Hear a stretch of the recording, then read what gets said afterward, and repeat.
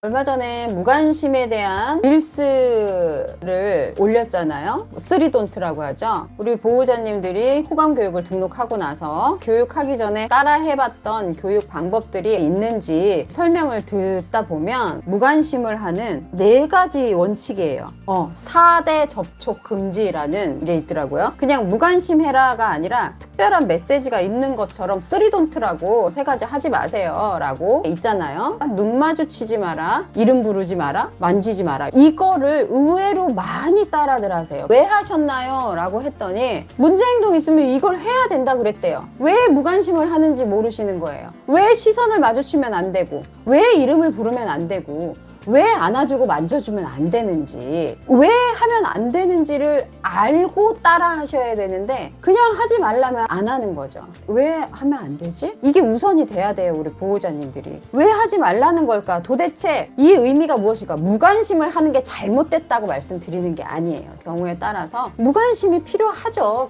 근데 무관심을 적어도 왜 해야 되는지, 어떤 긍정적인 효과를 보기 위해서 무관심을 하는지 우리 보호자님이 알고 따라 하셔야 된다는 거예요.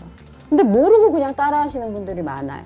더 재밌는 건 전문가들도 설명은 하지만 사실 그 설명을 파고 들어가면 아이들이 보호자를 우습게 보기 때문에 서열을 바로잡기 위해서 무관심합니다. 도대체 무관심하는 것과 서열이 어떤 상관관계가 있는 것인가에 대한 정확한 그리고 자세한 설명이 분명히 있어야 된다는 거죠. 이 얘기하니 생각나는데 우리 해큰누님께서 핸드타겟을 해보셨다는 거예요. 트레이너가 핸드타겟을 하라고 해서 따라 한 거죠. 그래서 질문을, 우리 해다리는 이미 핸드타겟을 해봤는데 만약에 호감교육을 등록을 했을 때 의미가 있을까요? 이런 질문을 해주셨을 때 그 전문가는 왜 하라고 하던가요? 보호자님 말씀이 뭐였냐면 좋대요, 아이한테. 전문가가 왜 해야 되는지를 모른다는 겁니다. 그저 강아지한테 좋다가 끝이에요. 핸드 타겟을 왜 해야 되는지 이해도가 없이 행동만 하는 거예요. 선생님조차도 왜 이걸 하는지 모르니까 행동만 가르치고 행동을 보는 눈을 가지고 있는데 보호자님한테 마음을 보는 눈을 키워드릴 수가 있겠어요.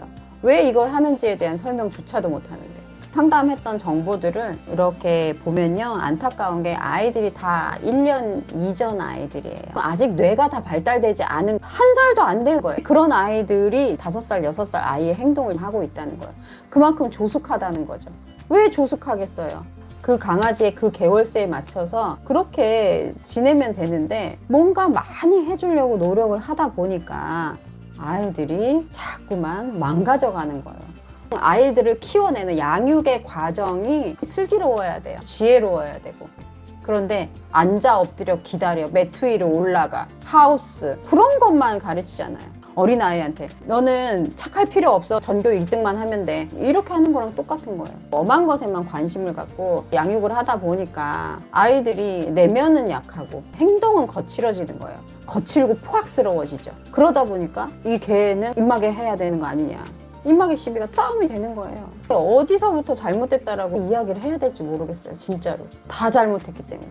해다리가 그때가 5개월 때 핸드타겟을 했다, 이렇게 말씀을 하시네요. 핸드타겟을 진행하면서 획득해야 되는 보이지 않는 것들이 많은데 이걸 그냥 단순하게 행동을 하는 걸로 만들어 놨으니까 우리 해다리 보호자님도 내가 이걸 왜 하는 거지? 도대체 어디에 좋은 건지? 근데 어쨌든 좋다고 하니까 안 할 수도 없고 뭐 해야지. 근데 그거를 권했던 전문가도 왜 해야 되는지 서로가 모르고 있는 상태에서 한 거죠. 보호자님들도 이게 강아지한테 좋대, 이거 하면은 강아지 스트레스 해소가 된대, 그냥 맹목적으로 따라 하시면 안 돼요. 예를 들어서 노즈워크 같은 경우도 분리불안에 도움이 되고 뇌 발달에 도움이 되고 그 이점들 적어 놓은 걸 보면 과연 노즈워크를 했을 때 이런 효과를 볼 수 있을까를 조금만 깊이 생각해 보잖아요. 그러면 절대 도움이 되지 않는다라는 걸 알 수밖에 없어요. 노즈워크뿐만 아니라 이렇게 하면 좋습니다 라고 하는 모든 정보들이 맹목적으로 좋은 것은 절대 아니기 때문에 늘 따져보셔야 된다는 거예요. 그거를 선별할 수 있는, 구분할 수 있는 능력을 우리 보호자님들이 공부해서 터득하셔야 됩니다. 왜냐면 현존해 있는 전문가들이 선무당이 되게 많아요. 그래서 그걸 분명히 평가하고 구분짓고 가늠할 수 있는 눈이 필요하다. 필터링의 능력치를 키우셔야 된다는 겁니다. 그러려면 어떻게 하셔야 되겠어요? 공부하셔야죠.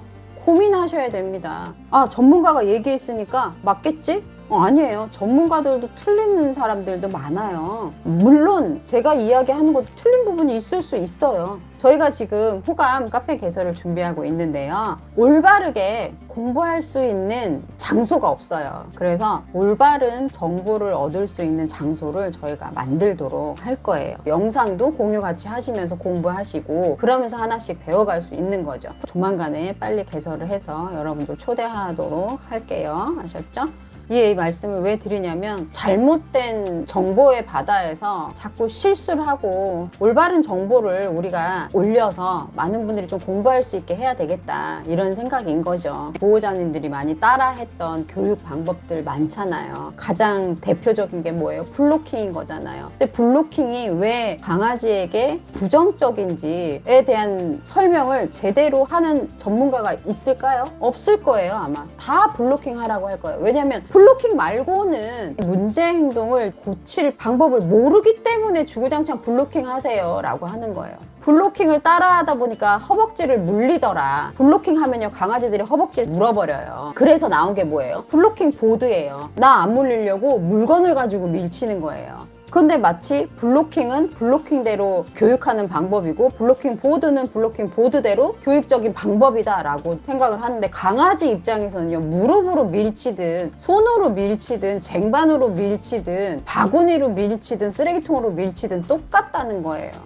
근데 방문 교육 하시는 분들이 쓰레기통으로 밀치라고 했다, 뭐 쟁반으로 밀치라고 했다, 세숫대야로 밀치라고 했다, 빨래 바구니로 밀치라고 했다. 마치 밀치는 도구를 어떤 도구를 쓰느냐가 엄청난 교육의 방법이냐 되는 것이죠. 블로킹이라는 게 강아지에게 어떤 부정적인 경험이나 부작용이 나타날지에 대해서는 언급하는 전문가가 없다는 겁니다. 근데 이게 불쾌감을 주는 폭력적인 방법이잖아요. 이건 강아지한테만 국한되는 것이 아니라 중학생 아이를 훈육을 할 때 폭력적으로 훈육을 하면요 아이는 결국 폭력적인 아이가 돼요. 폭력은 전염병이거든요. 쥐로 실험한 게 있잖아요. 틀을 만들어 놓고 한쪽은요 정리정돈이 잘 되어 있는 세트를 마련을 해 놓은 거예요. 좋은 집처럼 깔끔하게 정돈된 세트를 줬고 다른 아이에게는 쓰레기도 있고 엉망진창인 거기에 쥐를 넣어 놓은 거예요. 근데 이 쥐들이 다른 쥐들이 왔을 때 반응을 봤는데요. 정돈되어 있는 아이의 경우는 별 문제가 없어요. 그런데 쓰레기 더미에 살고 환경이 불안하잖아요. 이런 아이는 다른 쥐가 들어왔을 때 그 쥐에게 어마어마하게 난폭하게 죽여버리는 상황까지 갔죠.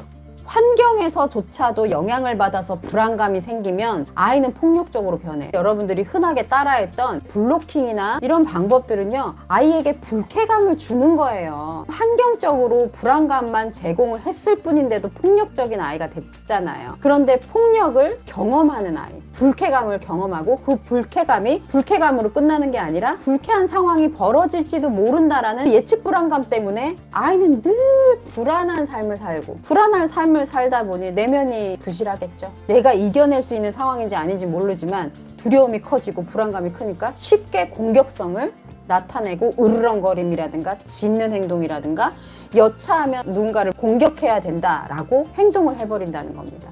그런데도 어디선가 많은 보호자님들은 여전히 우리 아이가 다른 강아지를 보고 짖으니까 블로킹을 하시는 분이 있을 거라는 거예요. 대한민국에서 블로킹 한 번도 안 해보신 분은 몇 안 되실 겁니다. 다 따라 하셨을 거예요. 지금은 블로킹이죠? 한 2014년, 15년, 16년 요때는요 다 하품을 따라 하셨어요. 이걸 왜 따라 하셨을까? 이해를 하지 못했었어요. 워낙에 유명한 사람이 TV에 맨날 나와서 이걸 하니까 저렇게 하면 되는구나 그리고 그냥 따라 하신 거예요. 그땐 그랬어요. 그러더니 그 다음에 갑자기 블로킹이 나오기 시작했고 그러더니 갑자기 블로킹 보드를 쓰기 시작했고 방송에 그렇게 나오잖아요. 옳았구나 하고 방문훈련 하시는 분들 다 따라 하세요. 왜? 유명한 사람들이 하라고 했기 때문에 이미 그들은 똥 싸도 박수 받거든요. 똥 싸도 박수 치는 사람이 이야기한 거니까 필터링 없이 다 따라 하시는 거예요. 그래서 너도 나도 블로킹해요. 운동장 할 때요 진짜 짜증났던 게 그거였어요. 블로킹 안 하는 보호자님이 없으셨어요. 정말 스트레스를 많이 받았던 게 블로킹 하지 마세요 쫓아다니면서 하지 마세요 하지 마세요. 그분들은 얼마나 웃기겠어요. TV에서 유명한 사람이 블로킹 해가지고 강아지 다 고치는데 저 여자가 왜 하지 말라 그래? 기분 나빠하고 뭐라 하고 이러신 분들도 많았었어요. 저는 이 호감 운동장을 운영을 할 때 취지 자체가 아이들에게는 이 공간만큼은 통제가 없는 천국이었으면 좋겠다. 환경이 천국이 아니라 상황이 천국인 그런 호감을 만들고 싶다였어요. 결국은 불가능했죠. 그래서 운동장 문 닫은 거예요. 이 운동장에 투자를 많이 했잖아요. 근데 문을 닫기까지 어떤 마음이었었겠어요? 내가 생각하던 그런 운동장은 안 되는구나. 인지도가 어느 정도 있는 상태에서 했더라면 참 좋았을 텐데 지금은 시기상조구나. 그래서 지금 이 넓은 공간을 그냥 죽이고 있잖아요. 엄한 소리를 많이 했지만 어쨌든 여러분들이 올바른 방법인지 아닌지 조금만 고민해 보시면 알 수 있으세요. 아주 조금만 고민해 보세요. 어렵지 않아요. 왜 그럴까? 조금만 갸우뚱하잖아요. 그러면 이걸 따라 했을 때 우리 아이가 어떻게 느끼겠구나, 어떤 마음을 먹겠구나, 무엇을 학습하겠구나, 이런 것들을 우리 보호자님들 충분히 아실 수 있으세요. 그리고 아셔야 됩니다. 내가 지금 하는 이 행동이 우리 아이에게 어떤 학습으로 이어져서 삶에 어떤 변화를 주게 될까까지도 다 아셔야 돼요. 근데 그냥 노즈워크가 강아지한테 좋대. 코담요, 노즈워크 장난감 검색해서 신상 나온 거 다 사세요. 정서적인 부분으로는 어떤 도움을 줄 수가 없으니까 무조건 물질로만 아이에게 주는 거죠. 근데 그 물질들이 아이한테 다 독이 되는 장난감들인 거예요. 터그 해가지고 막 무력 키워놓고 우리 아이가 간식을 지키다가 저를 물었어요. 본인이 무력을 키워준 거는 모르세요. 터그하고 간식을 지키는 거랑 별개라고 생각을 하시는 거예요. 근데 별개가 아니에요. 다 연결되어 있다는 거예요. 이 연결점을 강아지가 간식을 지키다가 보호자를 무는 행동은 100% 터그놀이 때문이야 로 해석을 하면 또 안 된다는 거예요. 다양한 원인이 있는데 그 원인 중에 하나가 지나치게 소유욕을 증가시키는 터그놀이 때문에 강화가 될 가능성이 있고 영향을 줬다라고 볼 수가 있겠죠.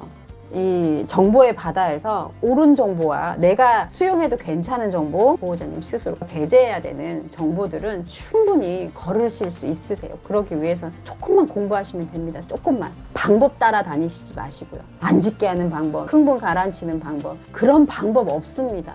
친구를 때리는 아이를 고치는 방법이 뭘까요? 친구 때릴 때 혼내요? 못 고쳐요. 그 친구는 또 때려요. 그런 마법 같은 방법이 없기 때문에 배우셔야 됩니다. 공부하세요 라고 말씀을 드리는 거예요. 방법 쫓아다니면 실패합니다. 무조건이에요. 안 따라해본 방법 있으세요? 다 따라하셨어요. 그래서 성공하셨어요? 그래서 아이의 문제 행동이 좋아졌나요? 아이의 삶이 편한가요? 당신의 반려견은 행복한가요? 라는 질문을 했을 때 자신 있게 네 라고 대답하실 수 있으시겠어요? 맨날 나는 블로킹하고 있는데, 짖을 때마다 혼을 내고 있는데, 짖을 때마다 하우스 시키고 있는데 못하죠. 노력을 하셔야 돼요.